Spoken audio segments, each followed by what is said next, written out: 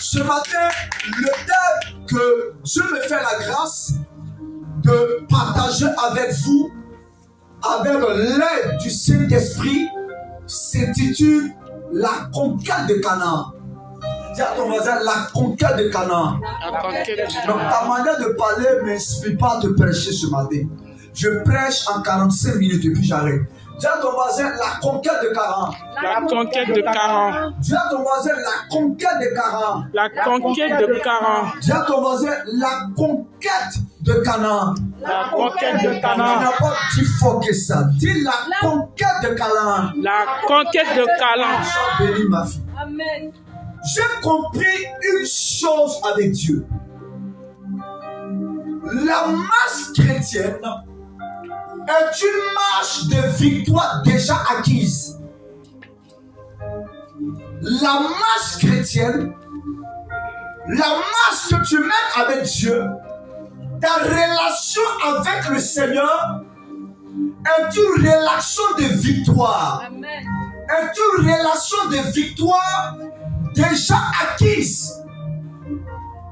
Mais nous ne pouvons pas jouir, sinon que matérialiser cette bénédiction, cette victoire déjà acquise, si nous ne développons pas une relation sérieuse avec Dieu, si nous ne développons pas une communion sérieuse avec Dieu, une relation singulière, particulière avec Dieu, dans le secret du sacré, afin de jouir des promesses de Dieu dans notre vie.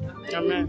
Parce que le tout de n'est pas d'entendre la promesse, le tout n'est pas de voir la promesse, le tout est de toucher la promesse. Amen. Moïse a vu la promesse, mais il n'est pas entré dans la promesse. Moïse a entendu la promesse, mais Moïse n'est pas entré dans l'atmosphère de la promesse. Une autre chose est d'entendre, une autre chose est de toucher, de réaliser l'impact de la promesse se matérialiser dans ta destinée. C'est la raison pour laquelle je dis que la marche avec Dieu, la marche chrétienne est déjà une victoire déjà acquise. Pourquoi je parle de victoire? Je parle de victoire parce que celui qui est le dépositaire de cette victoire est passé par la mort afin d'expérimenter la résurrection depuis 2000 ans. La Bible dit que l'auteur-compositeur de cette victoire a porté le fardeau de l'humanité. Il a été flagellé, il a été vilipendé, il est mort. Et la Bible stipule pour dire que le premier jour, il était dans le tombeau. Le deuxième jour, il était dans le tombeau. Le troisième jour, la terre ne pouvait pas le contenir. La terre l'a vomi.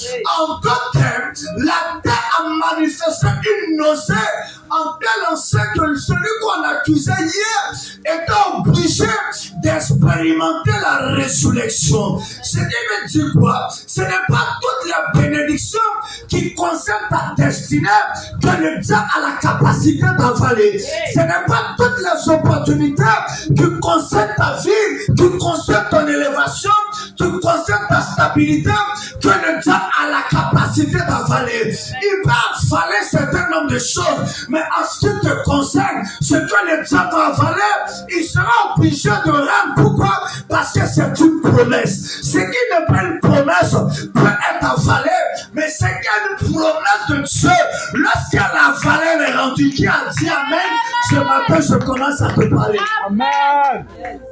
Dis à ton voisin, c'est pas tout que le diable peut avaler. C'est pas tout que le diable peut avaler. Dis à ton voisin, c'est pas tout que le diable peut avaler. Le diable peut